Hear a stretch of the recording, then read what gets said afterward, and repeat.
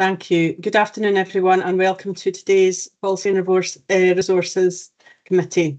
Just before we get started on the agenda, you'll note that we've been provided with an addendum to Report 1223 relating to Item 4, the Angus Community Plan. The addendum references amendments received from partners to figures contained in the appendix to the report. This is on page 32. Now, whilst this has not been published within the required 3 clear days, as convener, I'm of the option that the item should be considered at the meeting as a matter of urgency, as the amendments require to be taken into consideration to allow members of the committee to consider the report in full. And this will be prior to its submission to the Angus Community Plan in Partnership. Okay, let's carry on. Do we have any apologies or substitutions? Yes, convener, we have apologies from councillors Bell, Cheap, Gregg, Shepherd and Wan, with councillors Devine, Boyd, Stewart, MacDonald and Proctor substituting. Thank you. Do we have any declarations of interest? Councillor Gall. Thank you, convener. It's just on agenda item 15. I will remove myself from that item. Thank you. Okay, we move on to item 3, the minutes of the previous meeting. First, you've had time to read them. Are those, oh, Sarah, would you like to come in here? Yes, thank you, convener. It was just if Councillor Gall could confirm what his declaration of interest is, please. Oh, sorry, I own a renewable company and we are one of the largest suppliers and processors of wood chip. And we also have a servicing and heat contract as well. So I've not made a decision yet, but we may tender or not. So it was just obviously there'd be a conflict of interest. So that's why I'd remove myself. Thank you. Thank you. Okay, on to the minutes. Are the minutes of the previous meeting approved? Agreed. Agreed. Thank you. Okay, so we're on to item 4 now, which is the Angus Community Plan, and this is the one where we have the additional addendum. So I'd like to ask, is it Mrs. Smith that would like to present this report? Councillor Whiteside, I was going to introduce the report. It's Margot Williamson here. Thank you. Thank you. Just very briefly, this is our partnership plan from 2022 to 2030. On page 17, councillors will note it's not our plan, but it's all the partners. Their pledge on what we agree that we're going to pool resources on and work on together, and it's here for approval. And myself and the other directors who are present are happy to answer any questions in relation to the plan. Thank you very much, Mrs. Williamson. Do we have any questions or comments? Councillor Speed. Yeah, thanks, convener. Yeah, it was just regards to agreeing this plan when we've not actually obviously set our budget, or there's not, we've not seen what that budget looks like. So within the plan, there's obviously commitment that states throughout, we will do this, all the all the things that we pledge to deliver on. But how can we agree this if the budget's not been proposed yet? Thank you, Mrs. Williamson. Would you like to respond to that? Yeah, I'm happy to respond to that. And for further assurance, if you wish, you could hear from the Director of Finance. This is a high-level plan. It's a commitment of strategy and how we will look at everything through these particular lenses, particularly the inequalities one. And therefore, I don't think there's a risk to the budget as a consequence of agreeing this. Thank you for that answer. Councillor Braze. Yes, thanks, convener. Yes, on page 32, our measures, we have a lot of very specific figures there. I think the 1, 2, 3, 4, 5th one down, 6th one down. Percentage council stock that meets the Scottish Housing Quality Standard, and of course, with 94.24 for 2021, and then at dramatic drop to 70.67%. And I wondered if we could just have a bit of clarity as to the reason why that we see that dramatic drop. And further, we have targets for the following year 3, year 5, year 8, which just have increase.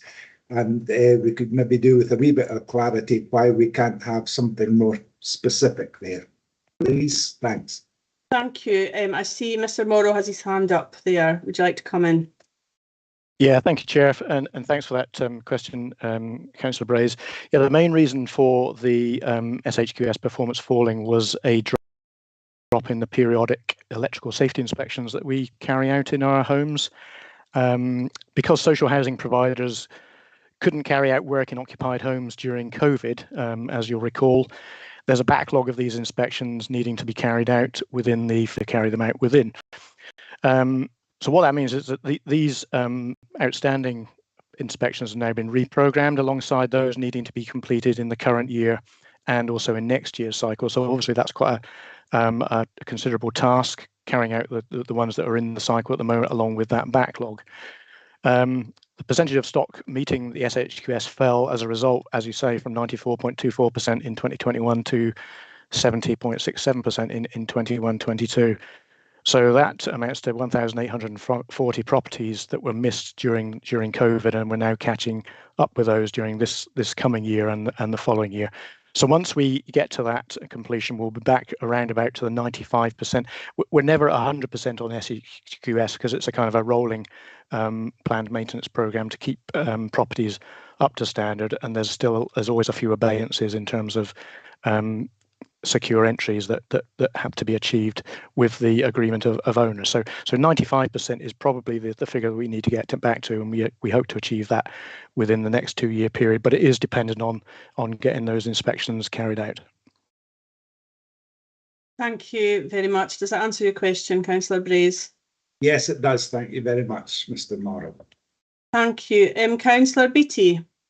Hi, thanks, convener. I just wondered if some of the statistics in your tables they lack a bit of context, so we don't know whether they're good or bad. For instance, the business survival rate, is that the 1-year survival rate, the 5-year survival rate? There's nothing to sort of gauge that by, whether it's good or bad. I wonder if you can maybe just clear that up for me, please. Thank you. Who would like to come in on that point? Councillor White said I'll start off.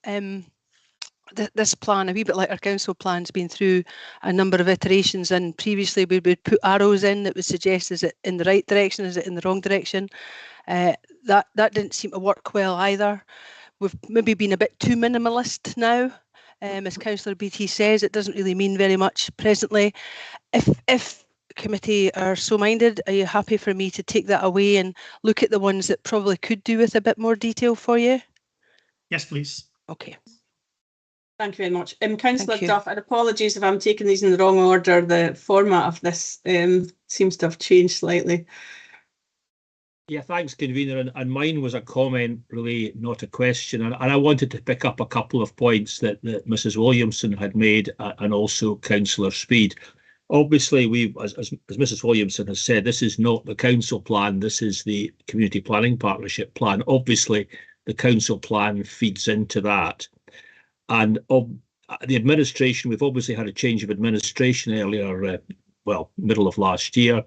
That's obviously had a number of decisions to make. There are things in the previous plan that will perhaps not go ahead, and there'll be the new administration's aspirations and plans. And therefore, I probably doing it the wrong way round. We're concentrating at the moment on the numbers, because that's the priority, is to get the budget sorted, and that's a big challenge. I think perhaps when the next time the council plan is refreshed, that we'll see some changes, and they will be in line with the numbers. So it would be desirable, I think, to have got the words right first and then the numbers. But I think the pressure of time has meant that we've focused on the budget, and if you like, the council plan will slightly trail that. I think that possibly answers the point raised by Councillor Speed. Thank you, Councillor Duff. Councillor Speed, did you want to come back in again? Yeah, thanks. Yeah, because I still feel that within this report and within this plan, there's kind of lots of assurances given to the public around what we will do. But I guess, yeah, what I was asking was how can we give those assurances when the budget may come with cuts to services and the impact that that would perhaps then have on the ability to deliver. Okay, thank you. Ms Williamson, would you like to respond? Yeah, I guess I would take you back to page 17 and the number of partners that are involved in this. Some of our statutory duties in terms of what we must deliver and what we must focus on, over and above the priorities of the council. And I do think the plan is high level.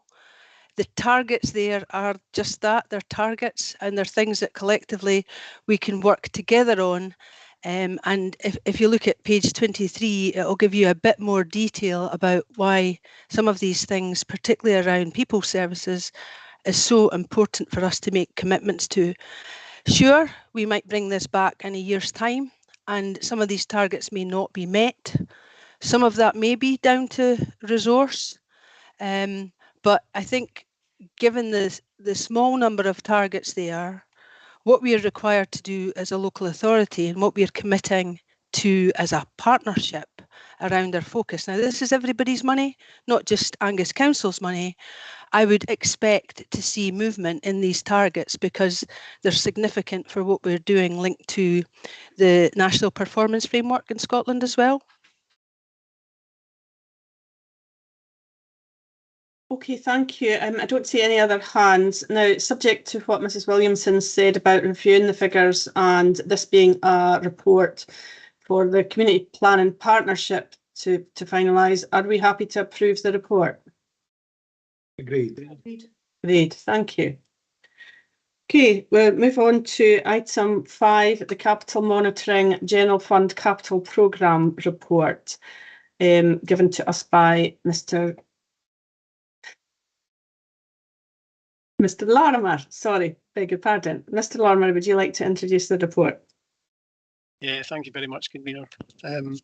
Yeah, this is one of the regular reports we bring in terms of the capital budget and the monitoring of that during the current year. This report sets out the actual position to the end of December and the projection for the remainder of the year.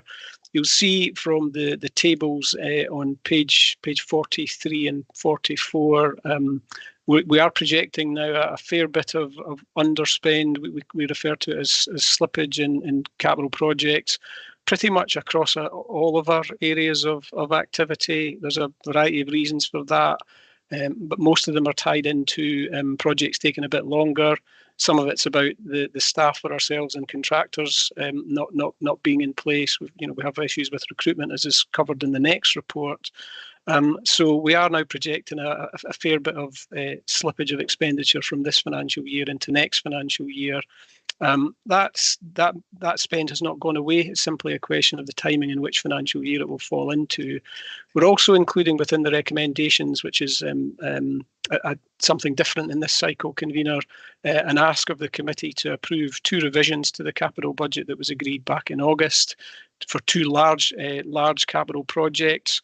On reflection, I don't think when when committee agreed the budget back in August, we were far too optimistic about the level of spend that would be achieved in relation to those 2 projects covered by recommendations B and recommendation C. Without adjusting the budget, that will skew our overall performance for the year very, very significantly. I don't think that would be helpful. So I'm asking for approval from the committee to adjust the budget for those 2 items on an exceptional basis, and that will give us a better view of how our actuals and have performed relative to budget. So that's the report. There's obviously quite a lot of information in the report, but happy to answer any questions if members have any. Thank you. Thank you. I see a few hands there. Councillor Speed. Yep. Thank you, Convener. It was with regards to the proposed reduction on the Arbroath Places for Everyone project. I'm sure there'll be many that will welcome this reduction, especially even more so during these financially challenging times. However, I just wonder what impact that will have on the overall delivery of the project and what that project will look like if there's such a reduction, especially when so many of the community have been involved in helping to contribute and shape the plans. You know, what will that look like? Thank you, Councillor Speed. I think perhaps it's just a rescheduling of the timing, but I'll let Mr. Lorimer come in there. Yeah, thank you, convener. That's exactly what it is, but it's helpful Councillor Speed's raised that so that I can clarify. Yeah, so what we're saying is we want to change the budget in the current financial year, but that budget will move into the following financial year. So it's not that the money is not being taken out of the budget entirely. It's simply being pushed back from the current financial year into next financial year. The phasing of that project will be part of the capital budget that will come forward as part of the 23-24 budget setting at the beginning of March. So you'll see that project and the proposed phasing of that the revised phasing of that project as part of those budget papers. But it's not a reduction in the project. It's simply a rescheduling, as the convener has outlined. Okay, thanks for that. Thank you. Councillor Fairweather. Thank you, convener. I think Councillor Speed must have been reading my thoughts, because that was virtually the same question, and that has been answered adequately by Mr. Lorimer. Thank you. Thank you. Councillor Devine. Thanks, convener. Page 46, table 9, provision for Gables replacement. It was just a question about the 375,000 now. I'm sure 500,000 was being set aside at one point for this. I would just really like to know why it's 375. And I'm a bit concerned that we're not looking at spending any money in 23. I suppose it's 23-24, not 23-23. Just noticed that actually. Because it would be good to get something on the go for this. So if anybody could give me some idea of why that number is 375. Thank you. Yeah, I'm happy to take that one, convener. Yep. Yeah, so what we're looking at here, Councillor Devine, is the budget for the current financial year 22-23, and at the moment the budget is 375. We're now saying we don't expect any of that to be spent. There is also 125,000 currently in the budget for next financial year, just in terms of the way that that's phasing. So there's 500 in total in our capital budget over the current 5-year planning period. It just so happens 375,000 of that is in the current year, 125 into next year. There is a report in relation to that. I think it's later on the agenda in relation to the future of that, which I'll not say any more about, but that is under active consideration, and we're simply reflecting that current position in the financial numbers. We do not expect that money to now be spent this financial year. Hope that helps. Thank you. Thank you. Thank you. Councillor Duff. Yeah, thanks, convener. It's really a comment rather than a question, if I may. I just wanted to draw members' attention to page 47, item 6.1, and the housing revenue spend, which I think is a very satisfactory figure at 96.6%. And I think thanks are due to Mr. Morrow and Mr. Balfour and their staff for achieving that in very difficult times. Thank you, absolutely. Councillor Speed, is that another hand? Sorry, it's an old hand. Okay, thank you. Do we have any further comments?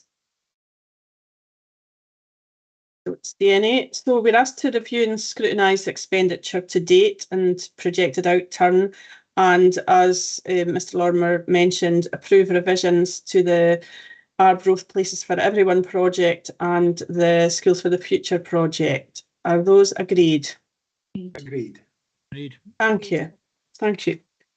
Okay, now on to item 5, the revenue monitoring and renewal and repair fund position, and back to Mr. Lorimer, please. Yep, thank you, convener. Yeah, this is the revenue budget equivalent of the report we've just looked at there for capital. So this reflects again the actuals to the end of December and a projection of what we think will happen in the remaining 3 months of the year.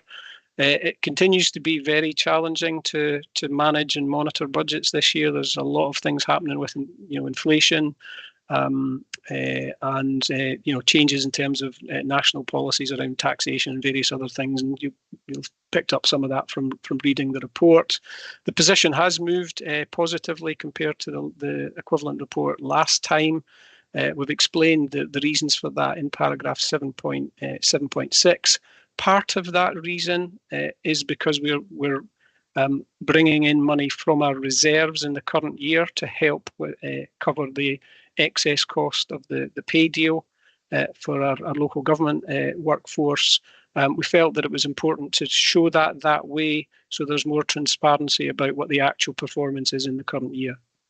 So that's part of the reason. And we've also had, I mentioned in relation to the capital report we've just spoken about, challenges around recruitment, staff recruitment, and you're seeing some of those impacts coming through as financial savings in this report, because posts are going unfilled, but that is having an impact in terms of being able to get through work, etc. So there's additional staff slippage, again referred to in the table in paragraph 7.6, and that also includes the savings in relation to industrial action taken by teachers, because staff don't get paid if they're on strike. So that's all playing into the numbers here. But overall, our adjusted projected outturn now for the current financial year is an underspend of just under 1.9 million. However, there is still a pay deal to be reached with teaching staff, so that remains an area of uncertainty and risk. And dare I say it, we're not out of the grips of winter yet, and that can obviously have an impact on areas of our spend like winter maintenance and energy costs. So that is the latest update. As I say, it continues to be an interesting year to try and monitor and manage budgets. Thank you. Thank you very much. I see a few hands. Councillor Fairweather.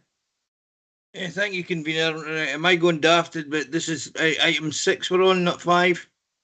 It is item 6. Yes. Apologies if I No incorrectly. problem. I was pretty good at it as well.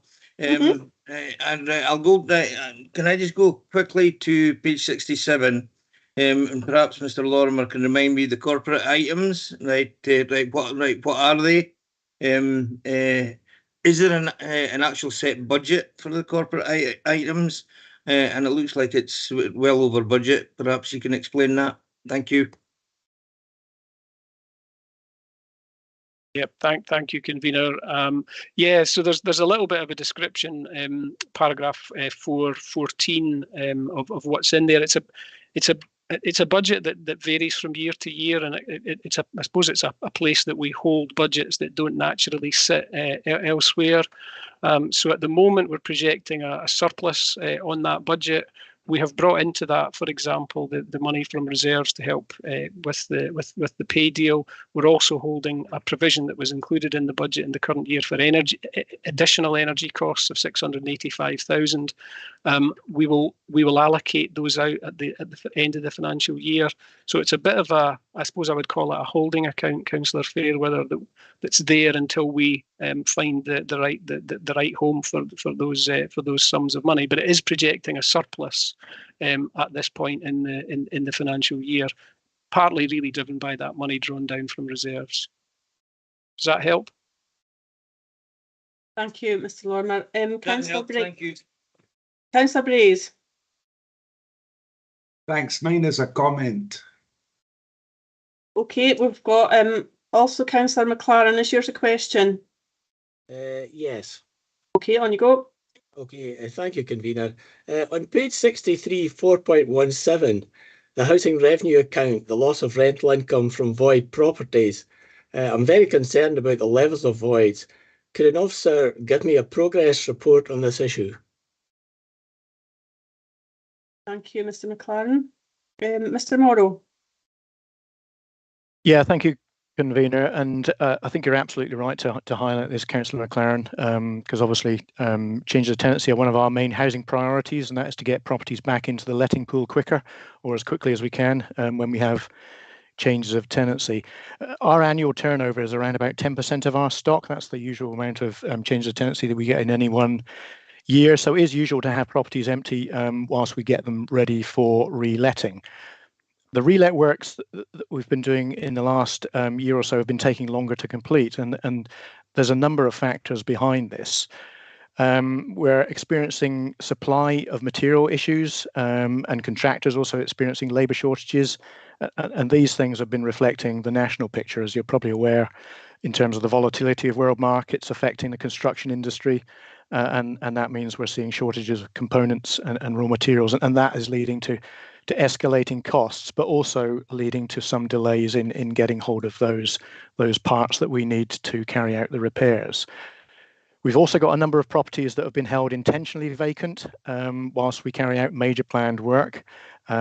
This brings benefits for the tenants who are moving into the properties because it means they get a better product when they move in, and it also means that they don't have the upheaval and disturbance of planned work being done around them whilst they're actually living in their home. So some good aspects to that planned approach.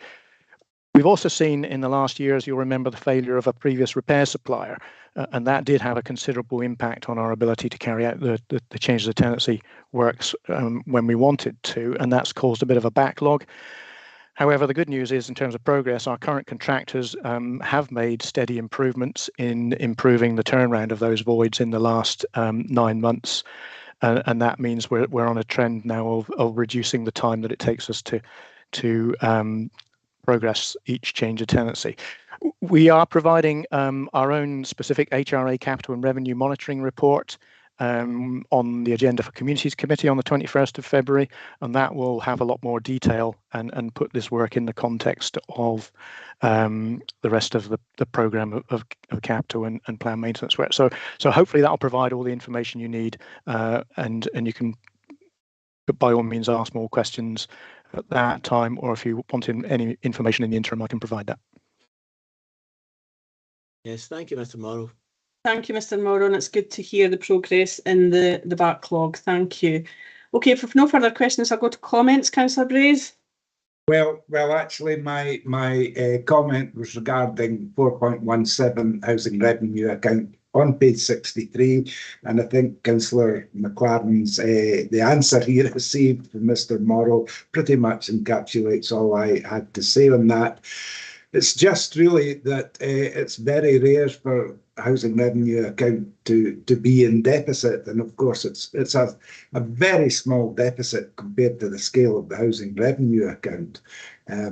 It's well explained in there why that exists, and of course the answer to the question about voids explains it in greater detail. Thanks.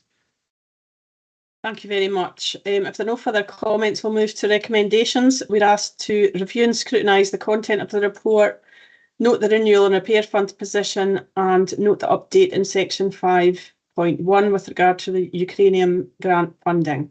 Is that agreed? Agreed. Thank you. Okay, we have been advised that the following report in relation to the property transaction in Montrose has been taken off the agenda today. It will be considered at a future meeting of the Policy and Resources Committee, and obviously, consequently, report number 9 is also removed from the report. I see a hand there. Councillor Brace, would you like to comment? Yes, I just wanted to make a comment on that. This is an extremely important decision that we're going to have to make in regard to this. It is Montrose Common Good property, and it is very strategically important to the town. I think it's totally appropriate that this be deferred to a future meeting so that all councillors can be informed as best possible about all the things of concern in this decision that we'll be faced with. Thanks. Thank you. Okay, and moving on to item 8, we're asked to consider in terms of Standing Order 28.2 whether the public and press should be excluded during consideration of the following items so as to avoid the disclosure of information which is exempt in terms of Part 1 of Schedule 7A to the Local Government Scotland Act 1973. Is that agreed? Thank you. Agreed. Thank you. Okay.